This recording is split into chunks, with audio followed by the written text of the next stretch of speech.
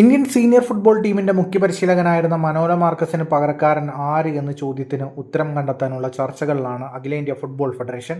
നേരത്തെ AIFF Indian football team മുഖ്യപരിശീലക സ്ഥാനത്തേക്ക് അപേക്ഷ ക്ഷണിച്ചുകൊണ്ടുള്ള പോസ്റ്റ് സമൂഹമാധ്യമങ്ങളിൽ പങ്കുവച്ചിരുന്നു.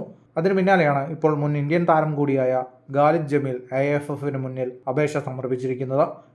ഖാലിദ് ജമീലിന് പുറമെ അന്റോണിയോ ലോപ്പസ് അബാസ്, ആൻഡ്രെ ചെർണിഷോവ്, സ്റ്റെയ്ക്കോസ് പെർഗറ്റിസ്, അന്റോണിയോ റൂഡ എന്നിവരെയും പരിഗണിക്കുന്നുണ്ട്. എന്നാൽ മറ്റു പരിശീലകരെക്കാൾ മുൻതൂക്കം ഖാലിദിനാണെന്ന് പറയാം. കാരണം ഇന്ത്യൻ ഫുട്ബോൾ സാഹചര്യങ്ങളെ നന്നായി അറിയാവുന്ന ഒരാളാണ് ഖാലിദ് ജമീൽ. ഇന്ത്യയുടെ താരമായും I-ലീഗ്, ഇന്ത്യൻ സൂപ്പർ ലീഗ് അടക്കമുള്ള ഇന്ത്യയിലെ പ്രധാന ലീഗുകളിൽ പരിശീലിപ്പിച്ചും പരിചയസമ്പന്നനാണ് അദ്ദേഹം. ഐസോൾ FC-ക്ക് I-ലീഗ് പട്ടം നേടിക്കൊടുത്താണ് ഖാലിദ് തന്റെ വരവറിയിച്ചത്.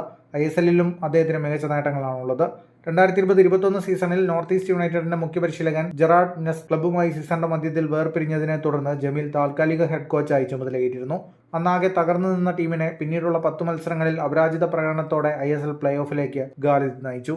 അടുത്ത സീസണിൽ ഒരു ISL ടീമിനെ മുഴുവൻ സമയവും കൈകാര്യം ചെയ്യുന്ന ആദ്യ ഇന്ത്യൻ പരിശീലകനായും അദ്ദേഹം മാറി. 2023 ഡിസംബറിൽ ജംഷഡ്പൂർ FC-യിൽ ചേർന്ന ജമീൽ അവരെ സൂപ്പർ കപ്പ് സെമി ഫൈനലിൽ എത്തിച്ചു. കൂടാതെ 2024-25 ISL സീസണിൽ അദ്ദേഹം ജംഷഡ്പൂരിനെ പ്ലേ ഓഫിലെത്തിക്കുകയും സൂപ്പർ കപ്പിൽ ഫൈനലിൽ എത്തിക്കുകയും ചെയ്തു.